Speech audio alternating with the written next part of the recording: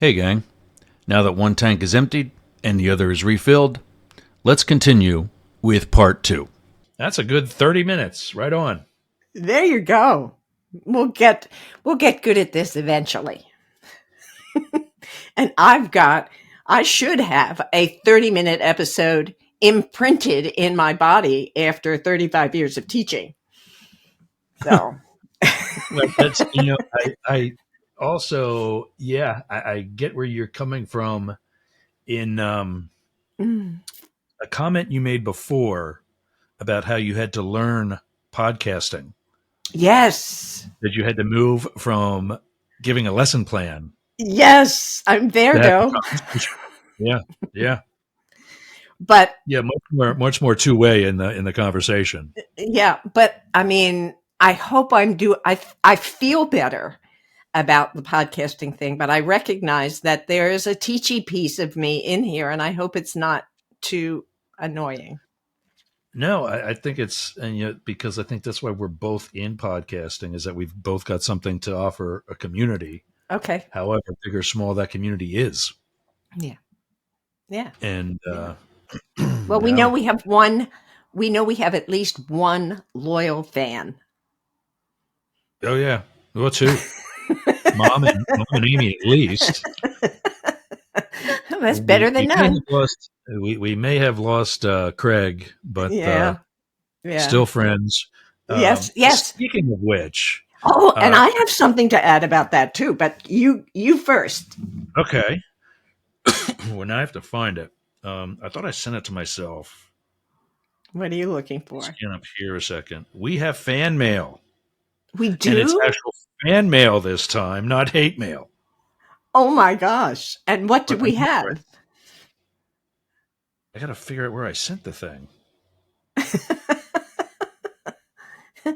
Some of our fan mail comes in terms of emails to us personally. Here So, it is. Yeah, wow, it was that oh, long good. ago. It's further down my. This comes to us from Paul. It's pronounced Paola. It's spelled Paula, but Oh, she is Guatemalan. She's a friend of mine from DC. I don't know where she's at now. I don't think she's in DC anymore. She wow. got married in recent years. And let's see, she's still in Arlington, Virginia. Okay. Her married name is Ship. She goes Hmm. by Paula Molina Ship. A mutual friend of ours was my buddy Jorge, who I met through Friends of Friends. He at the Hmm. time worked at the Organization of American States, kind of Hmm. like United Nations for Central America here in the U.S. at that time when I was in D.C. And he's the guy that introduced me to Ron Zacapa, which is not a person, it is a rum, and is literally one of the best rums in the Oh, world.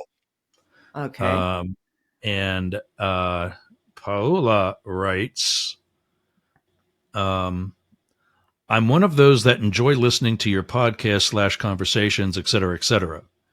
I heard them all, even though I had my differences, I still enjoy it. Keep it up. I'm always waiting for what's coming next. So I wrote Oh, back good. quickly, thank you, Paola. We're now almost, I'm sorry, I need to use the readers. We're now also on both internet radio, Yerg's Radio, and terrestrial radio, Atlanta, and soon to be DC and Tampa.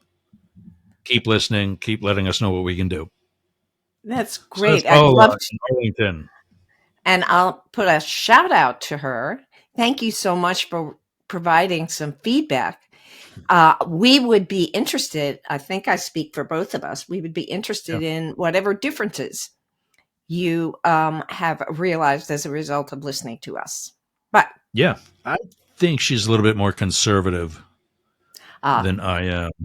okay. Um, Well, that would our explain it mutual then. friend Jorge is also gay, and Okay. yeah, she loves both. I don't think that's the issue. Okay. Probably something with either guns or maybe pro-life, pro-choice, something like that. I'm Okay. guessing. I don't know. Yeah. And I'm It would be what in, would that it would be projecting very and curious. that would I'm be very curious and I projecting. would be very interested. Yeah. I'm sorry, I talked over you. Oh, no, that's okay. So This system, we do that all the time because there is a slight delay. And there is. Yeah. I mean, we are, Anyway, 100 miles away, so kind of expected. well, yeah, there's that too. And this is, after all, both sides now. So, we've got to come at things sometimes in conflict, even though it might just be in talking over one another. That Yeah. works. And you got to So jump in, or both of us will forget what we wanted to say. we do tend to go on, don't we? Both of us. I was just talking with, sorry, every time I get started, I got to do like voice lessons or something because I get like Cool. this hacking cough Uh, just for talking. I don't mean I'm going to sing. I'm definitely not going to sing. You don't want that. Uh, I could sing. but I'm constantly editing stuff that I do to bring down the volume to cut out the coughing that Oh, sometimes starts, which is why I'm glad you and I are on separate tracks because I can let okay. yours alone. If I cough over you, I can get rid of that easily Oh, good. in post production. But Yeah. I got to do something in pre production to kind of prevent it from Yeah. happening. As a Yeah. result, I just forgot what I was going. Oh yeah, here we go. Um, I was talking with Marcella, one of my other work wives, earlier this morning, I'm work wife and one, you by the way, yes, audience. yes, I'm work wife yes, one. first come, first serve. Well, that probably didn't come out right. Um, but we were saying about how from an episode you and I did, things that we podcasters who are not famous do that annoys audiences Oh, and yes, yes, yes. is not a professional thing to do, and that is treat each other like we are celebrities.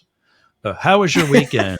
Like anybody really cares. Well, actually, our audience does because that is some of our most listened to episodes is when we sit there and Exactly. bullshit. Yes, And of yes. course, the gossip. Boyertown, Pennsylvania loves its share of gossip. Yes, it does. Yes, it does. Yes, it does. But But that's it. Wanted to that's throw that it. out there. All Back to right. the All virtue. right. Well, Back to not gossiping. let us get into this episode then. As part of a series that I have decided is a series. Yeah. We're looking at ways in which individuals have offered methods of becoming better people or happier people or more successful people, all those things combined.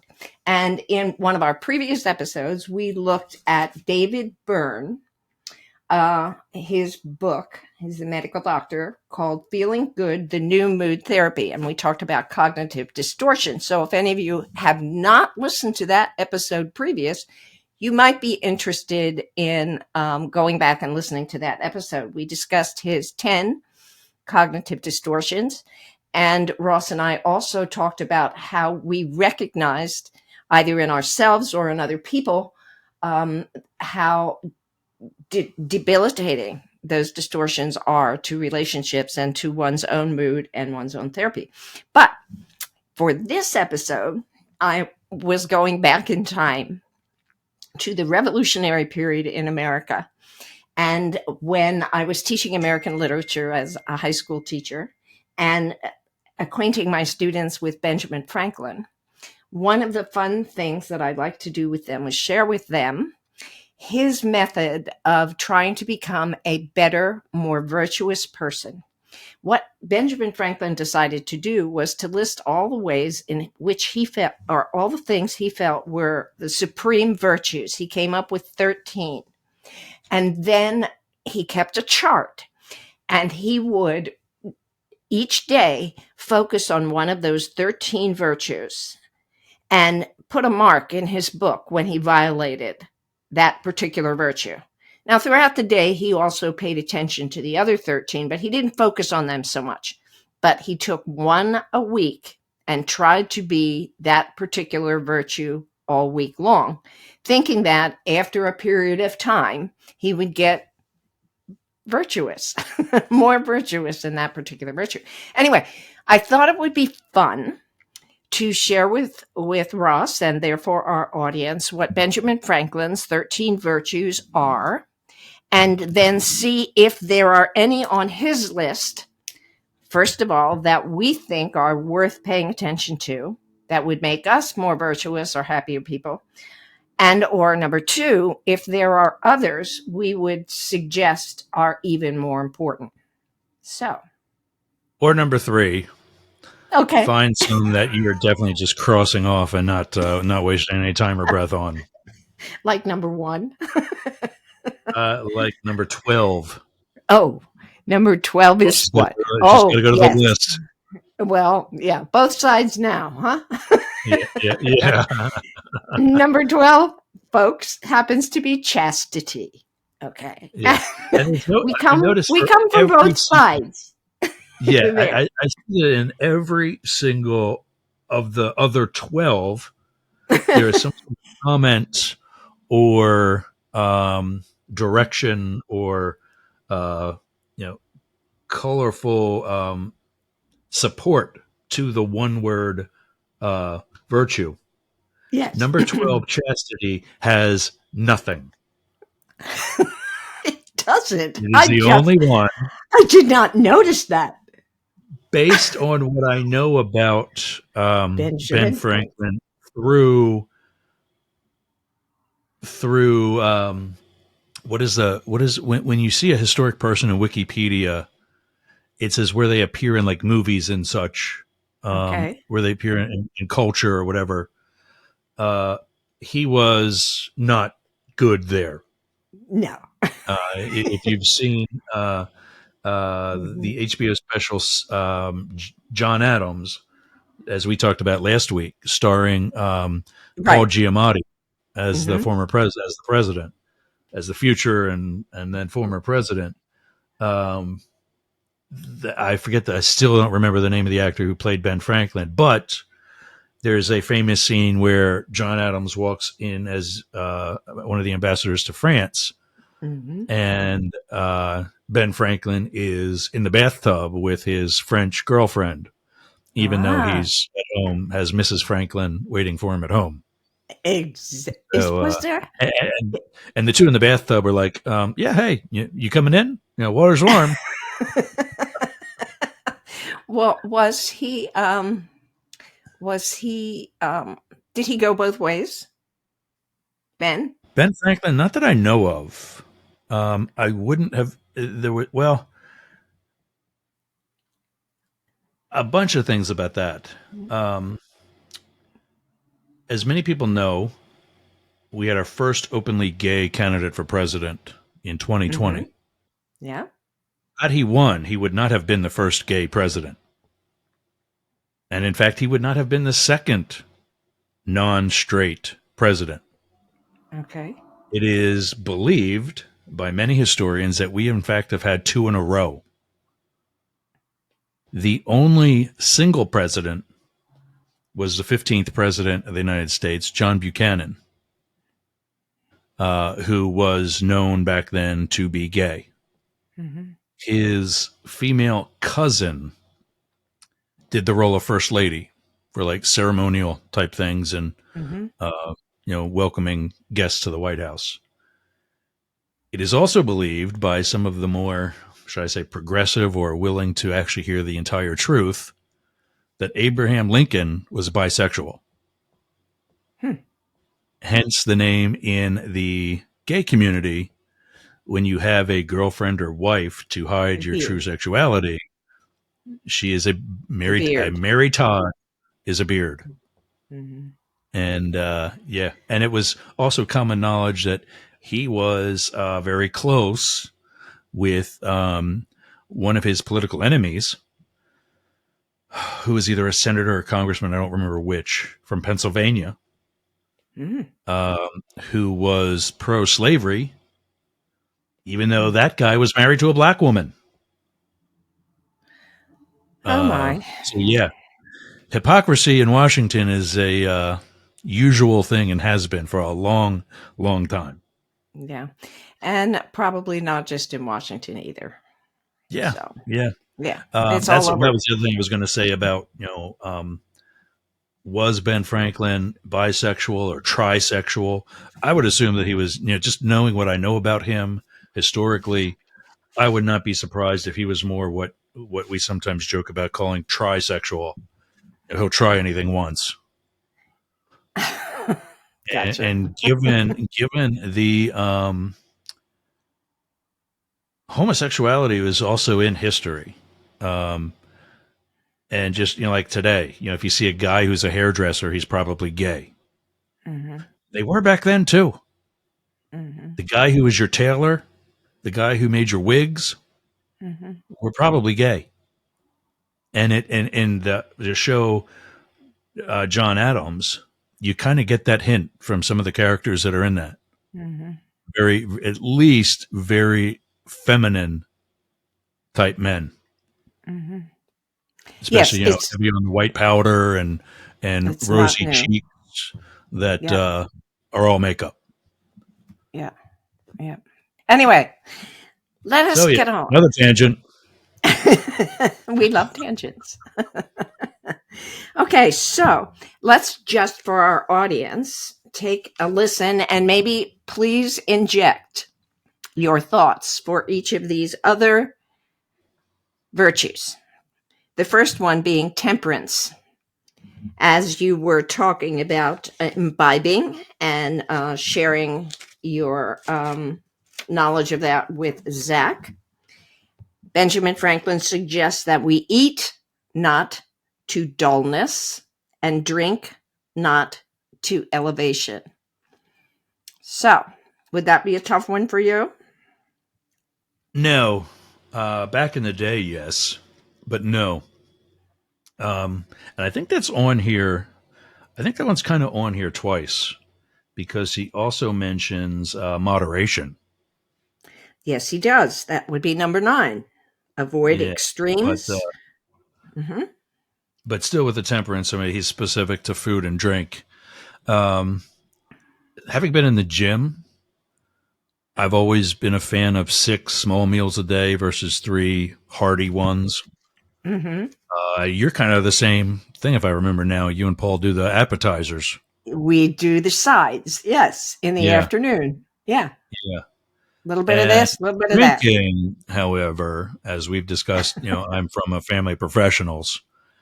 My most famous drinking story was when I was in the San Francisco field office. There was a weekend or whatever that I was not traveling. I took a cab over the hill to the neighborhood where I spent the night drinking vodka martinis, which I love, but I know better than to make a night of it with vodka martinis. 1 or 2, maybe a third if I want to sleep well. That's it. I know I had more than 3. By the end of the evening, everything was starting to close except the pizza shop. So I went to the ATM, got in line, had probably, I think, if I remember, a couple $100 with me. Got 2 slices of pizza and a cab ride home. Woke up at about 5:30 in the morning on my front doorstep Oh, with no money. oh, And I know that I wasn't robbed or anything. I just know I gave the cab driver one hell of a tip because I figured it was cheaper than paying the attorney for my DUI or public drunkenness or anything like that. wow. I just laughed and went in and went to bed and got up around lunch and had my day. But Wow. yeah, that we don't. And that was also one of the things that taught me, my earlier younger years was I've had just a couple of drinks with crappy alcohol and was easily hungover the next day. I can drink like a fish with quality alcohol and get Mhm. back up the next day and do my thing. Well, that's I interesting. would never drink in excess if I have to go to work the next day, but quality ingredients is something that's very key in avoiding a hangover. But with that, with having had pneumonia at least twice, and just other ailments, I don't need to drink like that to get the hangover when I get sick enough naturally. Yeah. And I don't need to have the forgetfulness of blackouts Right. and whatever. So, and that's what I'm trying to teach Zach is to not drink to get crazy, drink to just, because you do like the taste of it. Yeah. And that's why So sometimes that I'll would make a be Bloody Mary with no vodka. so using Franklin's method, Mm. focusing on virtue number one would be a piece of cake for a week.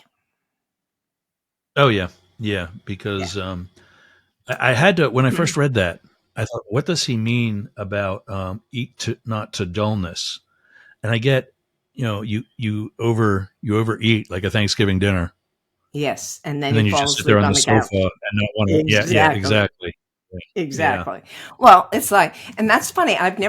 This is interesting because I've addressed this many times, but never thought about this. I mean, I don't like to eat before I have to do something, before I Yeah. record a podcast, before I Right. have to perform in any kind of way or be in the middle of a social situation. It's best if I do all those things on an empty stomach. I'm better because I Yeah. guess my brain gets dull with whatever it is I'm fed or whatever it is I eat. But I don't remember. Did I share with you my famous drinking story? The only one that kind of sounds possible to that is when, you and Paul got dressed in your, Halloween costumes and Oh went trick or no. treating throughout your own Yeah. neighborhood and came back with Yeah. you were actually meeting with friends, and you came back dressed in costume to your own house. Yeah, yeah, but that had nothing to do with drinking. No, my drinking story happened when I was probably a senior, just getting ready to go to college, and I was came home from probably work or something like that, and then heard there was a party down the street, and it was it was in the hot summer. And so I walked down to where the party was, and they offered me a big glass of orange juice. And Oh, I was so thirsty, I drank the whole thing in probably one chug, not realizing the vodka it was was a part of screwdriver. it. Was a screwdriver, right?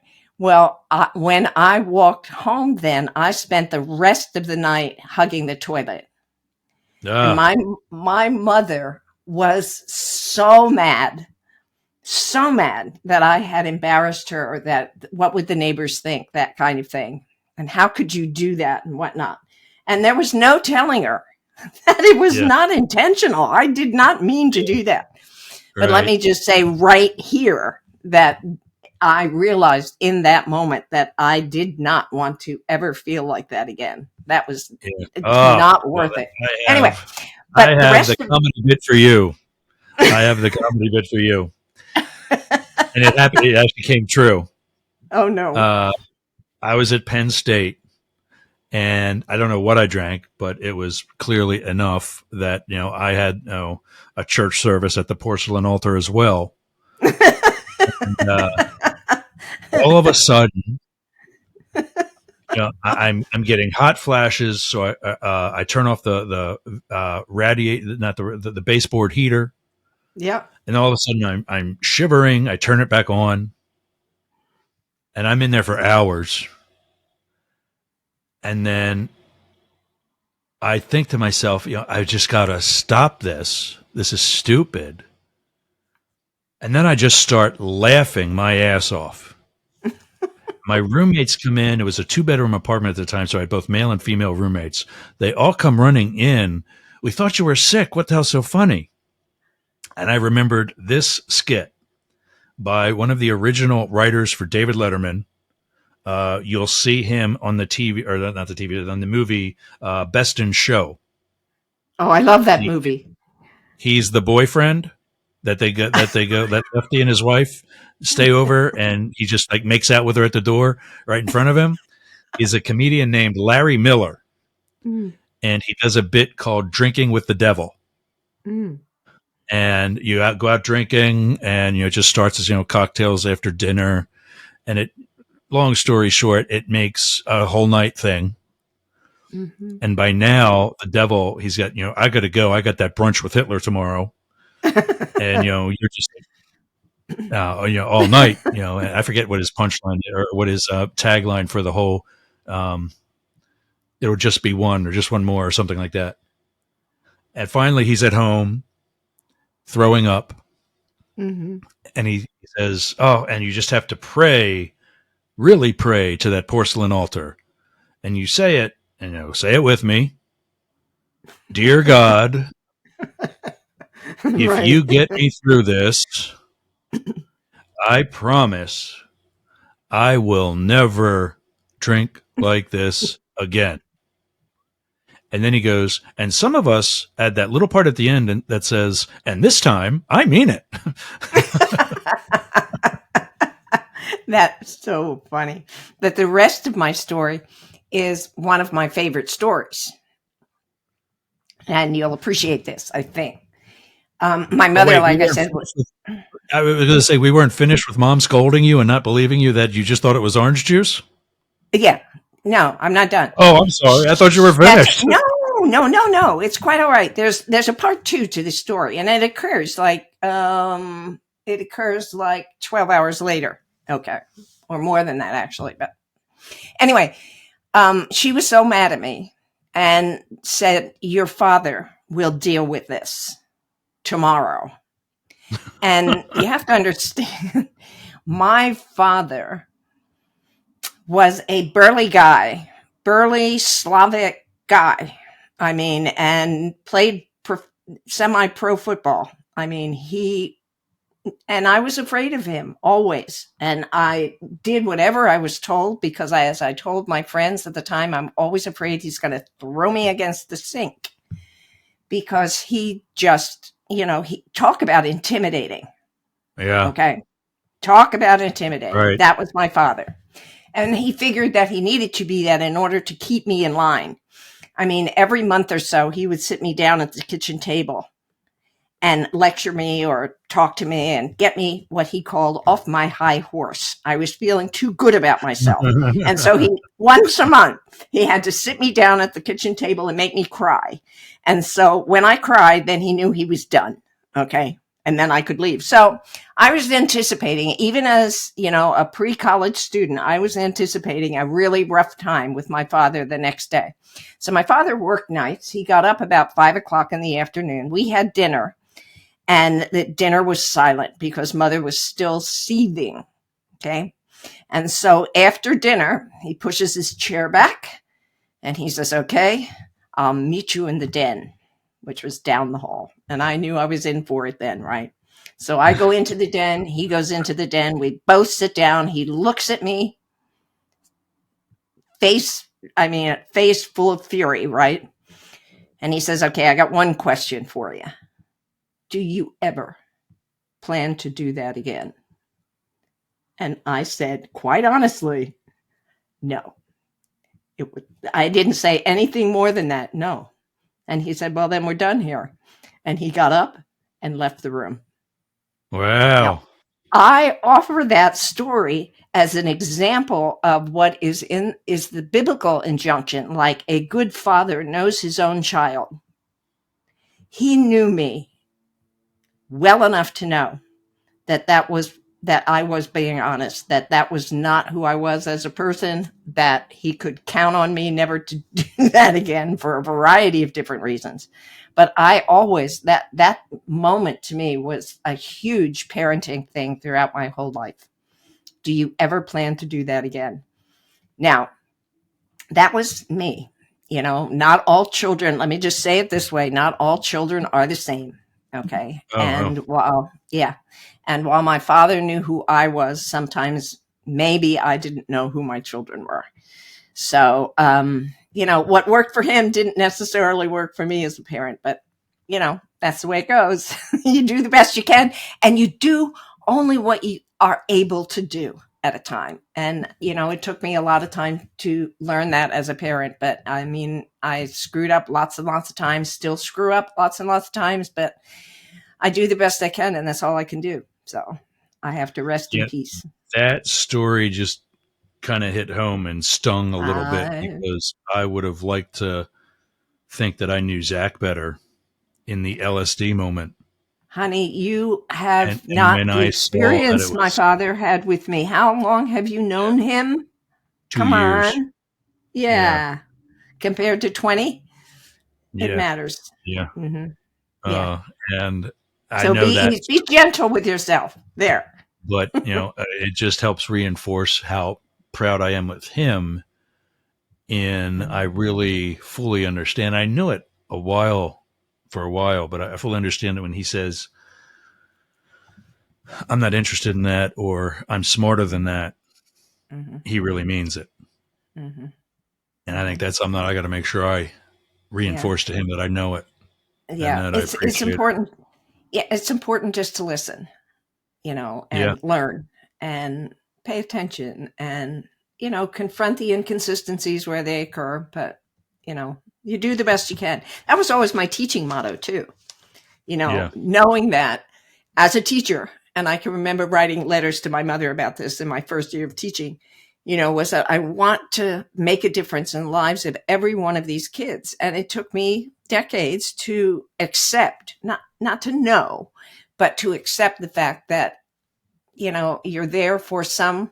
When the teacher is ready, when the student is ready, the teacher appears. But Yeah. students are not always ready when when you're in front of them, and you just have to continue as a parent, as a person, as a teacher, as anything. Just be prepared to do your best and, quote, wait the results in peace. Because that's all you can do. That's all any of us can do in any way. I'm getting pretty preachy here. I'm sorry, Paul. No, that's all right. In Okay. fact, I think it's going to warrant a special episode this week, because we're at number one, kind of, sort of.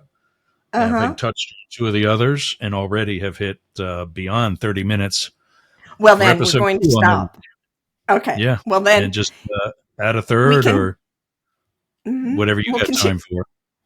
We'll continue with Ben Franklin next time. Is that what you're saying? Yeah. If we're over 30 Yeah. minutes now. Yeah. Yeah. So we'll continue with Ben next time. And the next one, we don't have to say very much about, because I already recognize that I have a problem with it. And that is number 2 on his list is silence. Speak not, but what may benefit others or yourself, and avoid trifling conversation. I don't like to think of myself as being involved in trifling conversation, but I do know I talk too much and people tease me about it all the time. My That good was friend Howard Charles. Stern's thing for the longest time, too. Oh, yeah? Yeah, he didn't like going to like cocktail party. He was a homebody and didn't like going to cocktail parties. And he says, "What am I going to do? Talk to some guy I don't know about the goddamn Mets or something? Exactly. Let's stay home and Exactly. let's stay home and watch porn." It's right. Only an answer that Howard could give. All right. So you tell me we are beyond 30 minutes. So I'm going to say, I'm Jane Stahl, And I'm Yergs. and this is Both Both sides Sides now. Now. And we'll see you I got next to time. slow it down But so I we can won't see stay you. I got to slow it down, so I can stay Both. in pace with you. Yeah. Something Okay. like that. We'll work it out one of these days. Take care. Have a Exactly. great week. See you, everybody.